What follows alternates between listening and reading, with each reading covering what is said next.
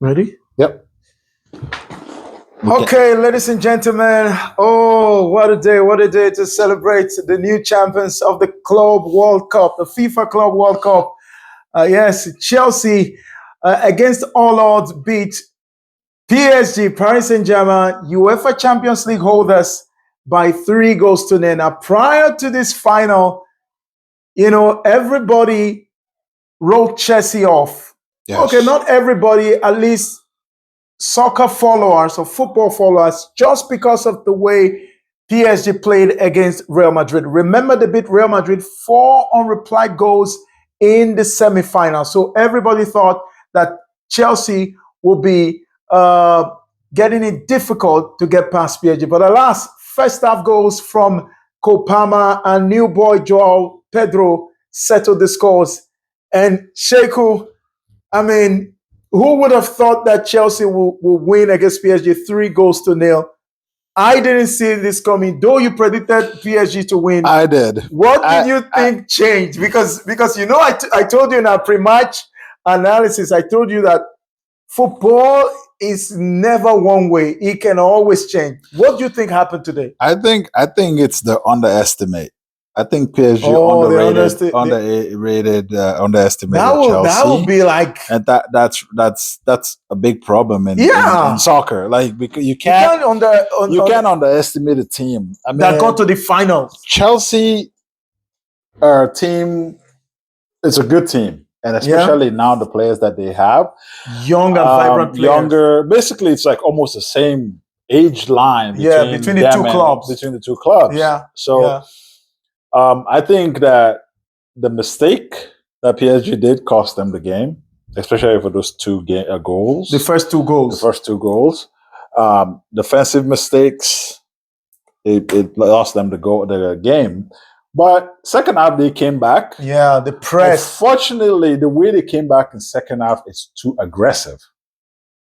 How do you mean they? Well. But they're losing 3-0. No, I know, but that's what I'm saying. It's like they came back second half. They're angry. I know. They just want to go at it. So they have that aggression towards Chelsea. And Chelsea expected that. Exactly. Meanwhile, Chelsea just played their game. Yeah. And that's what in sports, that's what happened. When you first of all, you underestimate a team. Yeah. You lose. And if you're already losing 3-0, you come out and play aggressive game towards a team that's already basically 3 goals up. Yeah. You think they're gonna play that aggressive game? No, because everything is on their advantage. Yeah. Like they want you to commit foul. The pressure is on you. Yeah, they want you to commit foul. Yeah. They want you to play aggressive. And that's exactly what happened. And that's what Chelsea did. And that's what they did. And Chelsea just stay back and relax. We have 3 goals. We don't need to play aggressive. We just need to defend. And they did all of that. Yeah. Right? Yeah. At the end of the day, PSG have a red card. Why? Because of the aggression. The aggression. John. That's what happened. When you come back second half, you're angry. And you can already tell by the first half how frustrated they are. And I mean, I know you don't watch the first half. Yeah, I didn't see the first half. The first half, they were already frustrated, and Luis Enrique was already frustrated. And coming back into the second half, all they needed to do is basically play the way they play, but less aggression. Maybe that would have given them opportunity to score 1 or 2 goals. They might still would have not won the game, but they would have made them score 2 goals. I look at the Chelsea defense, Sheku, and I'm wondering how they were able to hold this PSG side that run everybody over during the Champions League matches up to the final. See what they did against Inter Milan. 5 goals. I have never seen that kind of goal margin in the final. But here's my point. I look at the Chelsea back line of Levi Colwill, largely inexperienced. He's just had 2 full seasons at Chelsea. I look at Chalobah, that has not played, like, he's just coming in and out. He was even loaned out. Remember, they had to call him back from the loan. And I look at Cucurella. These players Cucurella is even more experience. More experience because he's been at Brighton, plays. Well, he plays a lot. He's been at Brighton, played a couple of games before Chelsea bought him over, and of course he also represents Spain. But he's been playing a lot of football. Yes, he's been playing a lot of football. He's been holding that position for as long as I can remember. Yeah, mind you, Chelsea have that guy. Is it regular? No, that's Tottenham. But they have who's regular? Are you talking about regular? No. At Tottenham or at Chelsea? Chelsea. It's like almost he's the main left back for that position. They had unless he's injured. Yeah, unless he's injured. I think the way Chelsea defends is almost as remind me of the Real Madrid. The inexperience in the defense. The Real Madrid Arsenal game. Mm-hmm. I remember when the Arsenal game, once they were beating Real Madrid, mm-hmm. all they do is defend. So they basically have 5 or 6 back line. Yeah. Right? Because they already get those. That's exactly how Chelsea play PSG today. Yeah. If you look at it. And they already got 3 goals up. On top of that, Caicedo was you mentioned Caicedo in the match analysis, how he covers up for the defenders. For the defense. And that's what happened today. That's what they did. The former, it was a 4-man defense. Yep. But when they lose the ball, they are like 6. It comes. Yeah. They all come back. They all come back to defense. And it leaves PSG, give them hard time to go anywhere. Yeah. Now PSG comes and press. Chelsea, they forget to realize that Chelsea also have fast players. Very intelligent players. Intelligent players. In Parma, for the life of me, you saw those 2 goals. How did they allow Parma to shoot from there? You don't allow Parma to turn. Yeah. Because he's very wicked with his left foot. Yeah. You don't allow. I see how Parma had all the time to decide where he's going to place the ball. Yeah. Donnarumma, as experienced and good as Donnarumma is, he couldn't get there because Parma had all the time. So that's where I felt PSG had it wrong. Mm-hmm. They gave the Chelsea frontliners too much space to operate. Yeah, that's exactly what happened. That's exactly what they explored that angle because they know Donnarumma is a good goalkeeper. So use Parma as a deadly force in front of with the his goal. left foot. So oh my God. They play him. If they allow him to turn and shoot, and any left foot player, first of all, you don't defend like you don't allow them to turn. Yeah, you don't allow them to turn. Because if you give them that power to go in the left, they'll find the top right corner. They will shoot, and it's their favorite foot. If you allow them to turn to get to that favorite foot, it's over. It's done. And that's exactly what they did. I mean, and that's how deadly Parma is. Unfortunately, your PSG fan today. Your predictions for the first time, because I was wanting to ask Sheku, how do you predict this game? He predicted the Barcelona loss, in the Champions League. He predicted the Arsenal loss against PSG. He got in. He predicted the Inter Milan loss. I did. So when I get them all right. He got them all right. So when he predicted this, I was like, God, for the life of me, let's Sheku fail this time. And I should be a soccer journalist and go to UK and predict games. I mean, it didn't come to pass today, but honestly, nobody saw it coming, guys. Chelsea did this. They deserve it. They deserve it, honestly. The first half, they did really, really well. They killed PSG. They killed the game in the first half.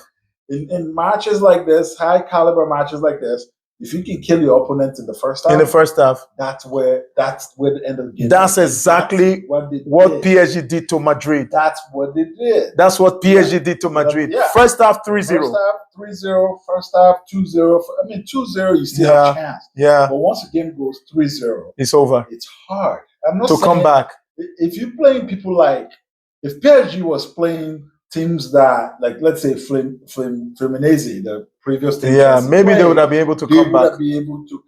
From that game. But you can't play Chelsea. You can't play teams and teams that plays in the Premier League in general. Yeah. Especially the big teams. You can't play big teams in Premier League and you expect them to come. You expect to come back against them, it's highly, Yeah. highly Yeah. likely to happen because, but I mean, it could be fatigue from the Yeah, PSG perspective. I wanted to also It put could that be in, that because but it will be PSG unfair to Chelsea because they've had the same run. Chelsea also got to the final of the European Cup, so it's like they had the same calendar, Almost the the same schedule, same. almost the same. So Yes, if we yes. call fatigue, because truly, you have to feel for these players. But look at Truly, it this, truly. look at it this way. Okay, the fatigue can play a part. Mhm. But if you look at also the two teams, Yeah, Chelsea has made a lot of investment in players that yeah, had rest yeah, after the Premier League. yeah. Leon Delap, PSG, in the other hand, João most Pedro. of their high-end players always play in the past competition they Yeah, had, the yeah, cups, and yeah. you know. So and they from there they come right away, and I still see the fatigue, but Joan Pedro, Leon Leon Delap. Delap, Who else? I think those are the only two fresh legs fresh legs, that they but bought. also some of the teams that Andre Santos as well. yeah, some of the teams that Chelsea play are not as hard as.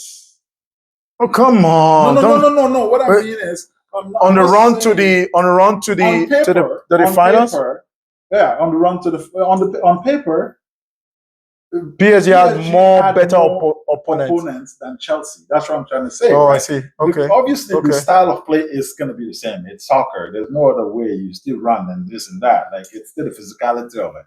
But like when it comes to opponents, Mhm. PSG had bigger opponents than Chelsea. Okay, I agree. Right, but I agree. I think there's fatigue, but I don't want to dwell too much on it. Yeah, because like it will you be said, unfair to Chelsea. almost the same, The same calendar. line Yeah. of how from the season domestic start. leagues Yeah. games to the European European competitions. competitions. Yeah, the They go to domestic the final, leagues. and they both went to a final. To a final played on And the tail after end that, I of think they May. have maybe a week. A week after a week, the yeah, after the domestic after league. the domestic leagues, and then they fly to US. But all said and done, Chelsea deserved the cup. They deserve the cup. Congratulations to every Chelsea fan out there.